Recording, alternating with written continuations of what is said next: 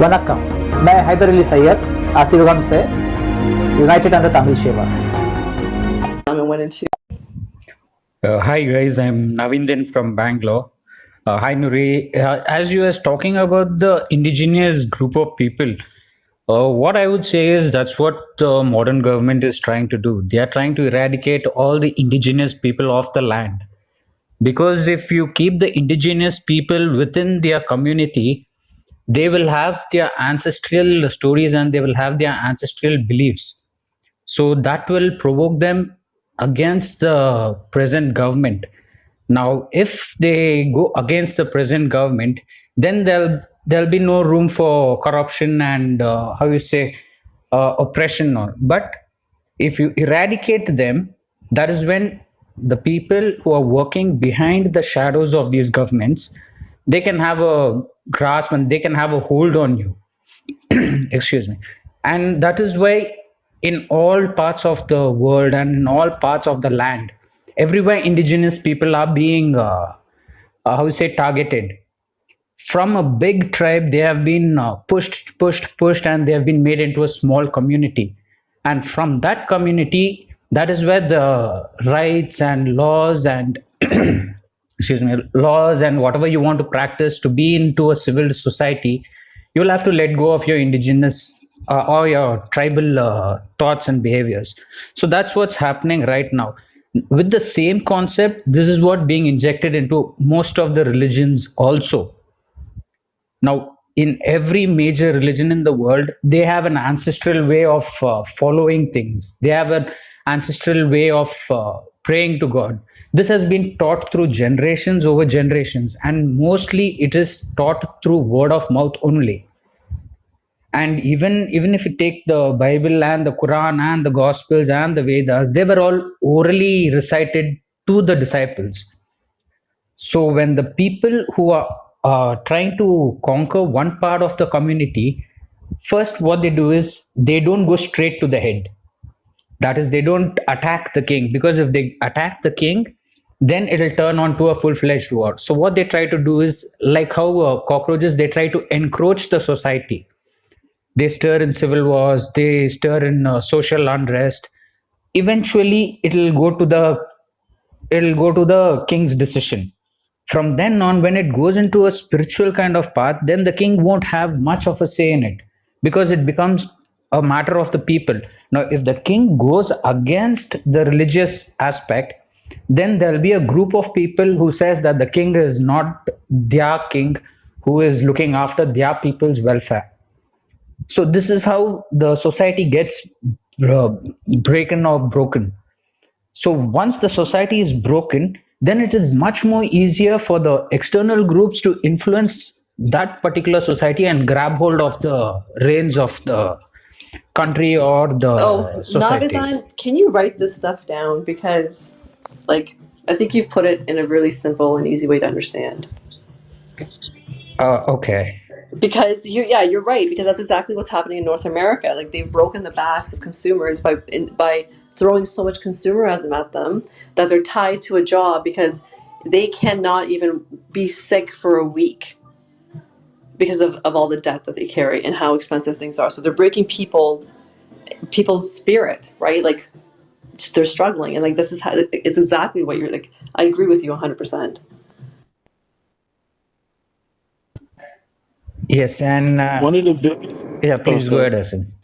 one of the biggest things, like, cause I live in America, one of the biggest things in America that you got to understand is that as long as you live here, like, cause I think I'm the only one living in America here. Long as you live in America, your government owns you, and you own absolutely nothing. Like, Absolutely. you own absolutely nothing. Like, you are on a lease payment. The moment that you stop paying taxes, your property's gone. The moment you don't pay car insurance, your car is gone. Like, the only thing you actually own here probably is this land, and I'm gonna say the clothes that's on your back, because this is like Cameron said, this is business. This is a corporation. This isn't a country. Like, our laws say for the people, and our money say in God we trust. But it's the absolute opposite of everything they say. For every law that is written in America, there is an amendment to that law. And that amendment is going to be on the side of government and big business, never for the people. Absolutely. And they override a lot of these by passing executive orders, which the president does when they create distractions for the people. And then all of a sudden, behind closed doors, he's signing off for hundreds, if not thousands, of executive orders that kind of override the Constitution. Yes, so you're under an illusion when you're like, oh, I have rights. And here's a weird one, and it probably just persists to me. But there's a case called Dred Scott versus the state of Missouri, and he ended up trying to sue the state of Missouri for basically like being a free man and enslaved again. They turned and used the Constitution against him, saying that anybody who was enslaved in America was never to be considered as a citizen, nor to be able to uphold the laws. So he would never be able to have rights as an American citizen. So even till this day, this is still a thing. So when they look at making rights and rights for people who came from a slave, ancestry, they can use this and say, oh, well, you guys were never considered to be, American citizens anyway. So we can take that from you. And, you weren't a part of every man had 40 acres and a mule and so on and so forth. This what they call it a democracy is really not a democracy. It's a dictatorship. You're told what to do. You're told what you're gonna do and how you're gonna do it. And like for the longest, I've just been like, it's time to go. I gotta go. And in your democratic system, like how different do the two parties differ in their plan or in their, I don't forget what the word is, but in their position? Like honestly, like when you compare apples to apples, like how much do they differ? It's very, very little. Like any budgets they set is like pretty much in line with the other one. The only difference is if you're on the red soccer team or the blue soccer team, and you're just going to keep bleeding red or blue until the day you die. That's just how it goes. There is no difference. They're exactly the same. Ignorance and arrogance controlled by the same puppet master. This is just an illusion that you have a choice. Nobody has a choice. They've set this game up such fantastically that even people that you would think that be smart enough and bright enough to see that it's an illusion are just not able to see through the matrix. It is, you got to give them hats off of how they've perfected and created this system that we think that we're all free when in essence, we're all on a plantation. And as Brother Asim says, none of us are free. Nothing that you believe that you own, even the very property that you believe is cash or freehold, you don't even own that. And that's going to all, I strongly believe, is going to come and reveal itself, and the veil is going to be lifted in the next several years, that people are going to see the reality of what it is before them, as opposed to what they think of their respective governments. Yeah, exactly. So, I mean, I think we'd be a little not impatient, but maybe over achieving to think that's going to happen in our lifetime. Because if you think about weight gain, like if you gain 5 pounds a year, now you're over like 25 pounds. It took you 5 years to gain that. It's going to take you 5 years to lose it. So it's going to be the same type of thing. Like this democratic system has been availing for like 70 years. It's going to take 70 years for us to get back to the basics.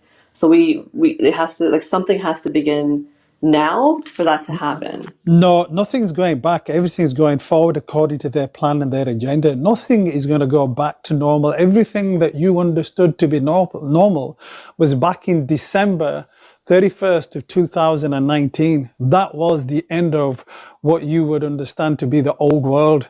The beginning of the following year, 2020, January, was the beginning of the New World Order, a new world chapter. and they are accelerating at full speed ahead for their agenda to come into fruition, which it almost is, but to be fully in operational mode by 2030. And 2030 is already down the road, but between now and until then, there's going to be huge changes, massive upheavals. So there's definitely nothing going back. You're dreaming if you think there are more mandates going to come, there are more lockdowns going to come, there are more vaccinations going to come, more. Their agenda is to create one world government, which is, they openly talk this now: one world government, one world currency. Hang on, Jawed. I have one more thing to say. So, one more thing before we finish. They are introducing cryptocurrency. I truly believe was introduced by the CIA, the Bitcoin. It was put out to masses to see how they will accept it, how they embrace it.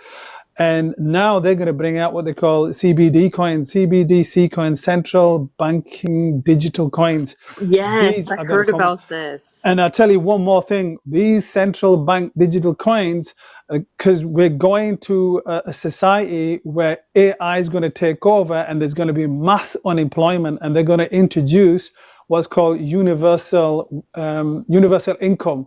I read an article 10 years ago about universal income, what they were thinking of planning on introducing 10 years ago. I read this article.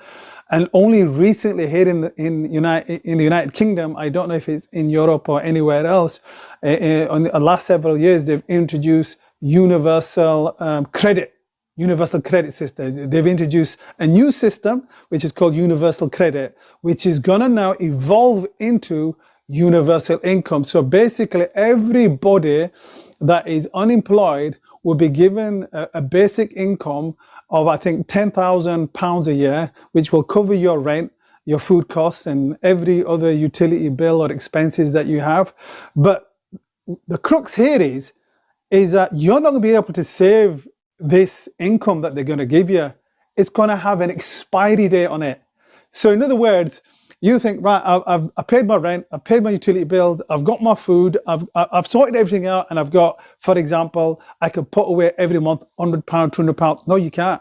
You can't, because it's going to expire date. If you're not use that currency, what they're giving you by a certain period of time, it's going to just disappear. And that's where I'll land my case. Brother Cameron, they already started that. Wow. Did that. Sorry to cut you off, Nuri, but I just had to jump in there. They have already done this in America, okay? They came out with this system with COVID killing businesses and people staying in the home. They ended up giving out these PPP loans, okay? And some of these are you don't have to pay interest, some of these are you don't have to pay it back. They're grants. But what they did was they put a time limit on it. They put a time limit on the money that they gave you, and if you didn't spend it, they went right back in your account and took it. And then Wow, that's amazing. And then came back and said, we need the paperwork on the monies that you spent and what you spent it on. And if you didn't spend it in business, then we're gonna either threaten to lock you up or seize your businesses, seize your possessions, and everything was fair game. So they already started this. Yeah, and the people, whatever happens on the other side of the pond, it's going to happen over there. I used to work in finance, and we used to always say, if America sneezes, we're going to catch a cold over there. So if they've started that already there in America, it's 100% coming into Europe in the next couple of months, if not weeks. Oh, of course. Oh, of course. And the biggest thing is about America, when you said that the puppet master is money. And the thing about America, money isn't real. Like credit isn't real. America started its basis of dollars on a promise that we would pay, right? This is credit.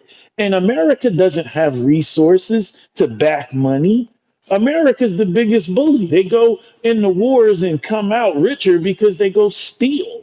They don't have gold. They don't have diamonds. They don't have anything. We print money here. It's like clothing. So when you look at America and American dollars, you're looking at absolutely nothing. I mean, just zero. There's an actual story, a book. It's the Wizard of Oz. And the actual real reason that book was written is not a children's story. It's about American economy. 100%, 100%. I'm glad that you mentioned that, brother Atif, because I came across Oh, something that's very what do you similar to what think? you just said with Brother regards to Wizard Cameron, of sorry, I Oz. have to It pause wasn't. you. There's other people who want to Sorry. speak. Jawad wanted to talk and sounds like Luke, so let's let Jawad go, Luke, and then Cameron's back to you. Vanakkam. Thank you.